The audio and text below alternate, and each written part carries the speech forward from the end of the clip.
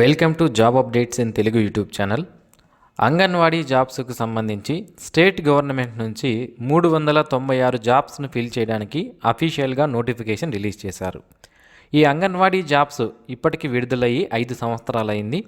Next ఇంకొక 5 సంవత్సరాల వరకు మళ్ళీ అంగన్వాడీ జాబ్స్కి నోటిఫికేషన్స్ ఉండకపోవచ్చు. ఎందుకంటే ప్రజెంట్ ఉన్నటువంటి అన్ని వేకెన్సీస్ని కూడా ఈ నోటిఫికేషన్ ద్వారా ఫిల్ చేస్తున్నారు.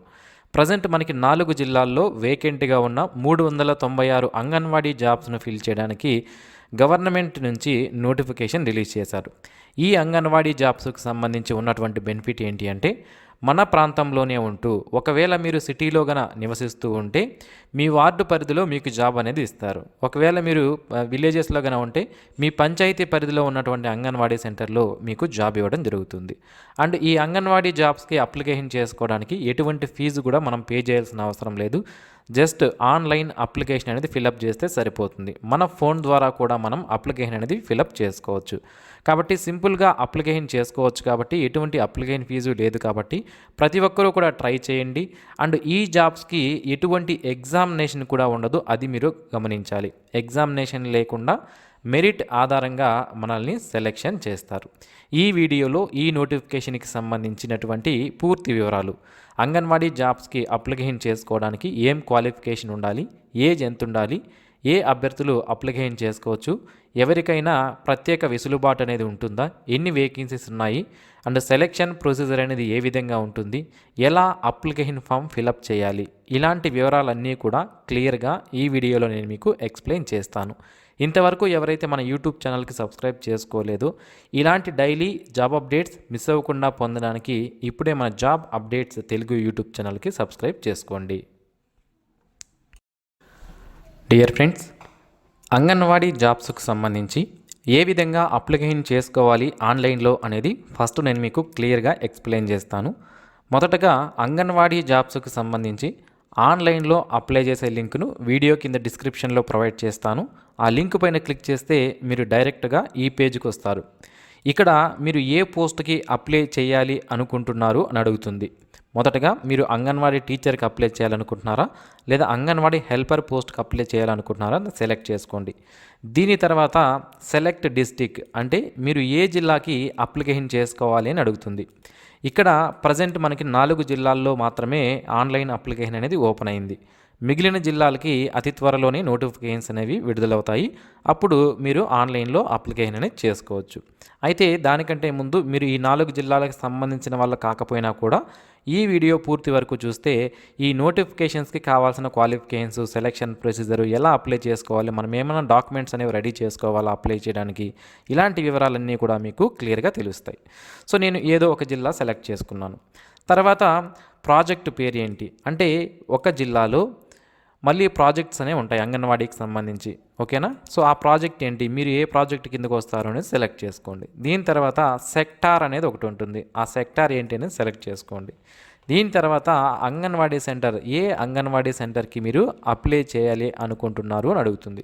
సో మీరు ఎక్కడ అప్లై చేయాలనుకుంటే అక్కడ క్లిక్ చేయండి. నెక్స్ట్ అప్లికెంట్ నేమ్, ఈ డీటెయిల్స్ అన్నీ కూడా అప్లికెంట్ డీటెయిల్స్ ఇవన్నీ కూడా మీకు తెలిసినవే. మీ పేరు, మీ father name, husband name, Aadhaar number, mobile number, address, village లేదా వార్డు, ఇవన్నీ కూడా మీకు తెలిసినవి అన్నమాట. నెక్స్ట్ క్యాస్ట్ లేదా రిజర్వేషన్ సంబంధించిన వివరాలు అనేది ఇక్కడ అడుగుతున్నారు. మీ యొక్క క్యాస్ట్ ఏంటి.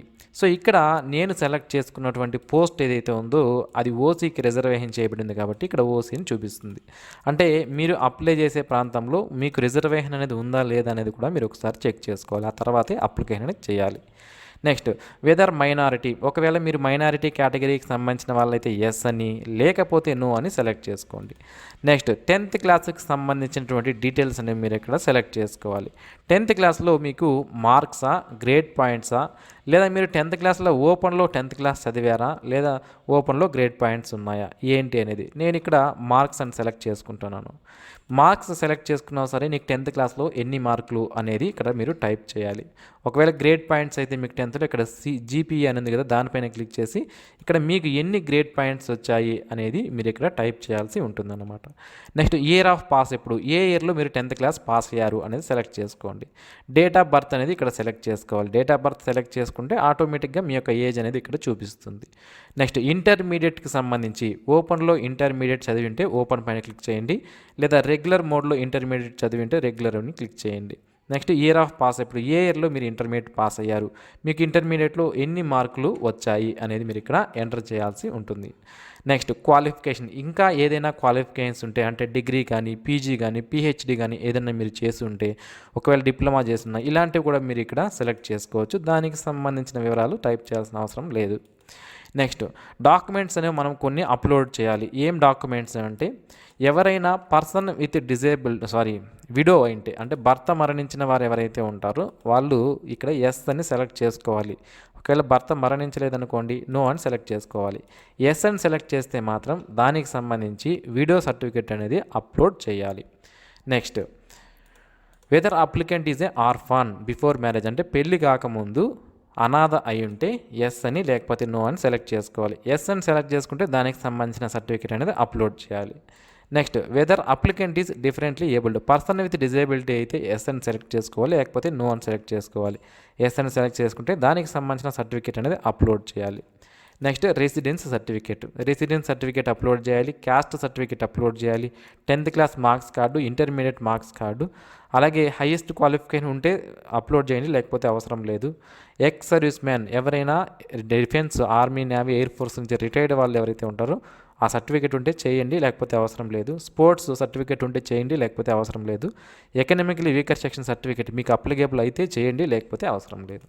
సో ఈ విధంగా మొత్తం అన్నీ అప్లోడ్ చేసేసిన తర్వాత మళ్ళీ స్టార్టింగ్ నుంచి ఒకసారి చూసుకోండి, అప్పుడు నేను ఎంటర్ చేసిన డీటెయిల్స్ అన్నీ కరెక్ట్గా ఉన్నాయా లేదా అని.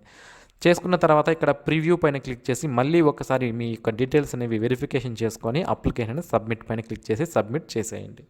సో ఇప్పుడు మీ యొక్క అప్లికేషన్ అనేది సబ్మిట్ అయిపోయింది. మీకు ఒక అప్లికేషన్ ఐడి అనేది వస్తుంది.